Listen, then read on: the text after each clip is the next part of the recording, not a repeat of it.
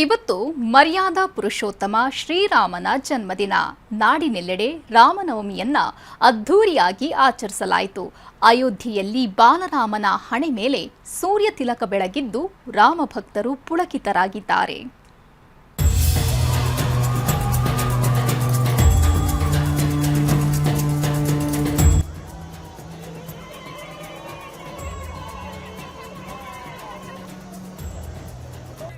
ಎಲ್ಲೆಲ್ಲೂ ಮರ್ಯಾದಾ ಪುರುಷೋತ್ತಮನ ಜಪ, ಬಾಲರಾಮನ ಹಣೆಗೆ ಸೂರ್ಯರಶ್ಮಿ ತಿಲಕ, ಗಲ್ಲಿ ಗಲ್ಲಿಯಲ್ಲೂ ಶ್ರೀರಾಮನ ಆರಾಧನೆ.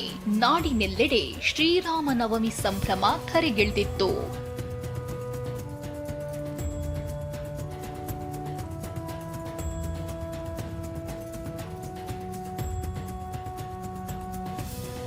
ಶ್ರೀರಾಮನವಮಿ ಪ್ರಯುಕ್ತ ಉತ್ತರ ಪ್ರದೇಶದ ಅಯೋಧ್ಯೆ ಮಧುವಣಗಿತ್ತಿಯಂತೆ ಸಿಂಗಾರಗೊಂಡಿತ್ತು.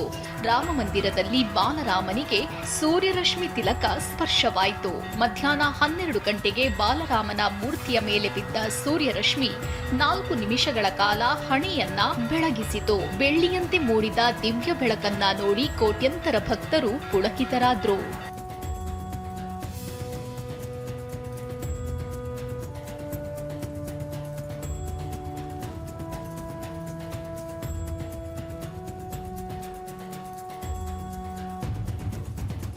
ಶಿವಮೊಗ್ಗದ ಜೆಪಿಎನ್ ರಸ್ತೆಯ ಪಂಚಮುಖಿ ಆಂಜನೇಯ ದೇವಸ್ಥಾನದಲ್ಲಿ ರಾಮನವಮಿಯನ್ನ ಅದ್ಧೂರಿಯಾಗಿ ಆಚರಿಸಲಾಯಿತು. ಡಿಸಿಎಂ ಡಿಕೆ ಅಭಿಮಾನಿಗಳ ಸಂಘ ಭಕ್ತರಿಗೆ ಕೋಸಂಬರಿ, ಪಾನಕ ಮತ್ತು ಮಜ್ಜಿಗೆ ವಿತರಿಸಿದ್ರು.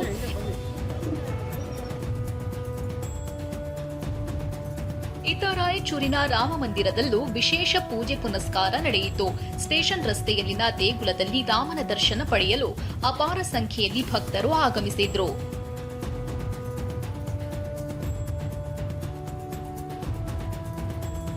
ಕೋಲಾರ ಜಿಲ್ಲೆಯಲ್ಲೂ ಶ್ರೀರಾಮನವಮಿಯನ್ನ ಅದ್ಧೂರಿಯಾಗಿ ಆಚರಿಸಲಾಯಿತು. ಎಂಜಿ ರಸ್ತೆಯಿಂದ ಶೋಭಾಯಾತ್ರೆ ನಡೆಯಿತು. ನಾಡಿನಾದ್ಯಂತ ಶ್ರೀರಾಮನ ಧ್ಯಾನ ನಡೆಯಿತು. ಮರ್ಯಾದಾ ಪುರುಷೋತ್ತಮನ ಜನ್ಮದಿನವನ್ನ ಅದ್ಧೂರಿಯಾಗಿ ಆಚರಿಸಿ ಭಕ್ತರು ಸಂಭ್ರಮಿಸಿದ್ರು. Bureau report, ಟಿವಿ9.